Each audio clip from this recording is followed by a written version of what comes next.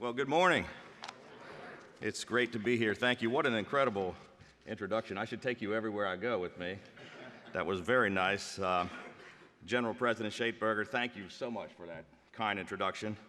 It really is an incredible honor to be invited to speak before the International Association of Firefighters with a proud membership of over 300,000 of our true heroes.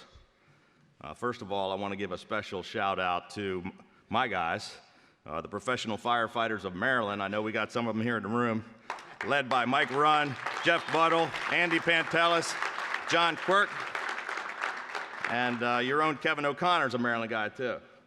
So not only do Maryland's professional firefighters do an outstanding job protecting the people of our state, they've also given me tremendous support, which is very much appreciated.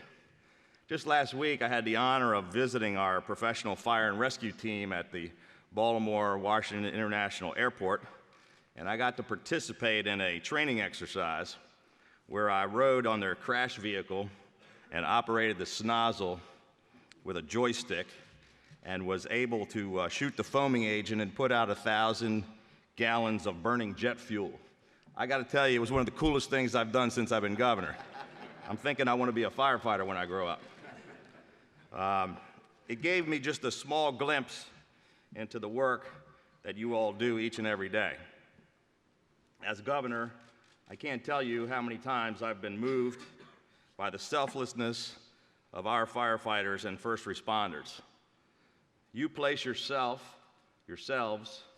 in harm's way, and you do so willingly and bravely so that our communities can be better and safer places.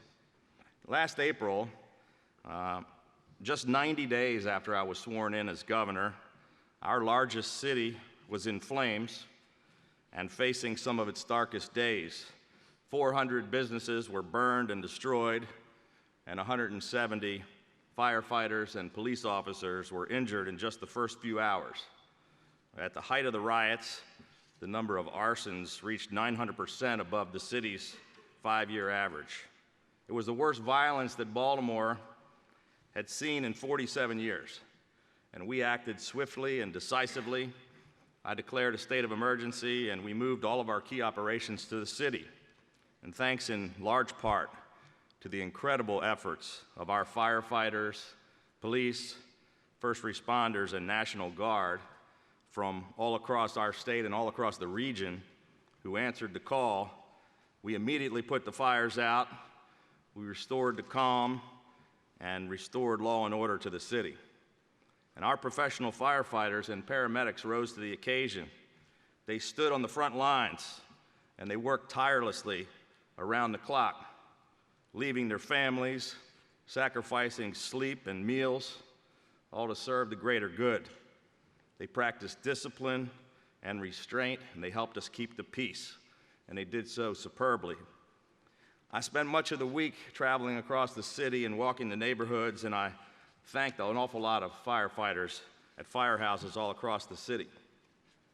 And then 60 days after the riots, as your General President mentioned, I was faced with a more personal crisis when doctors I had just met told me that I had advanced and aggressive cancer that had rapidly spread throughout my body. I don't have to tell any of you that firefighters get cancer at a much higher rate than the rest of the population does.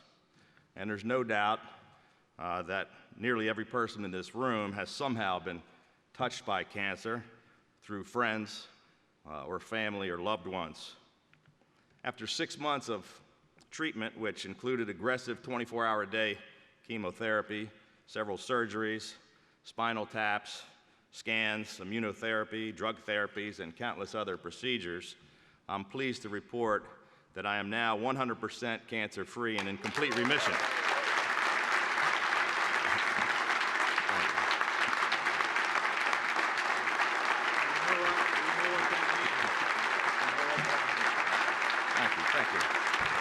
Thank you so much, please. The support and the prayers and the well wishes that I received from firefighters across our state and from thousands of other people across the state and across the country is something that I'll never forget.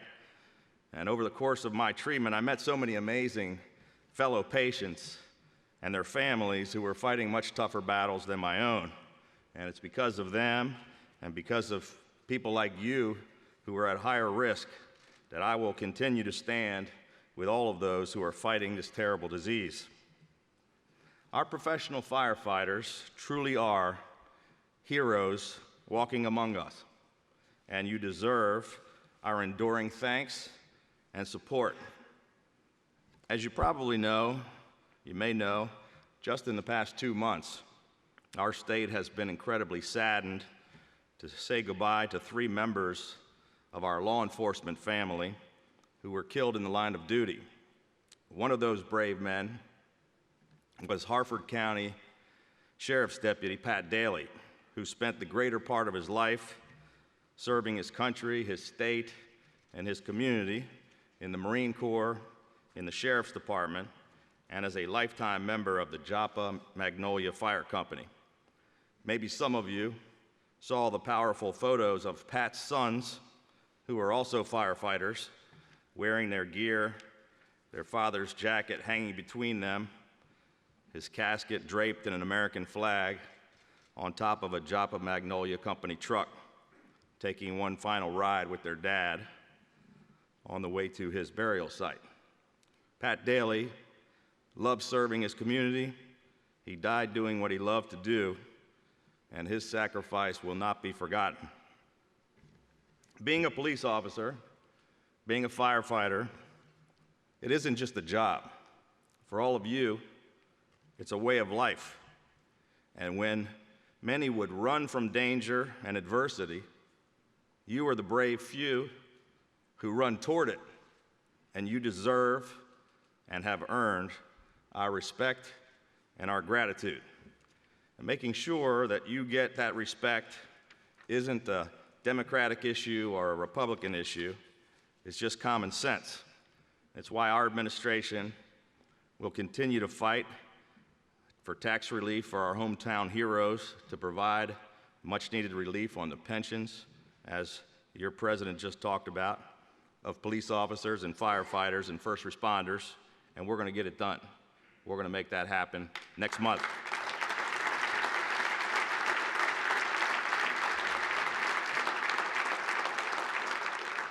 The top priority of our administration is keeping our citizens safe, and to do that, it's essential that our first responders have the tools that they need to do their jobs effectively and efficiently.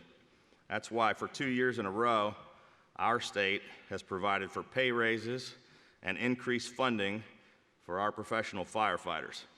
Now, I understand that for a firefighter, the response area around your station is called your first due. As governor of the state of Maryland, my first due is the state of Maryland. It's my job to make sure that my state and its people are safe. And in Maryland, as long as I'm governor, I can proudly say that our firefighters will continue to have a friend in the governor's mansion. You will find a sympathetic ear, an open door, a seat at the table, and an advocate fighting on your behalf each and every day.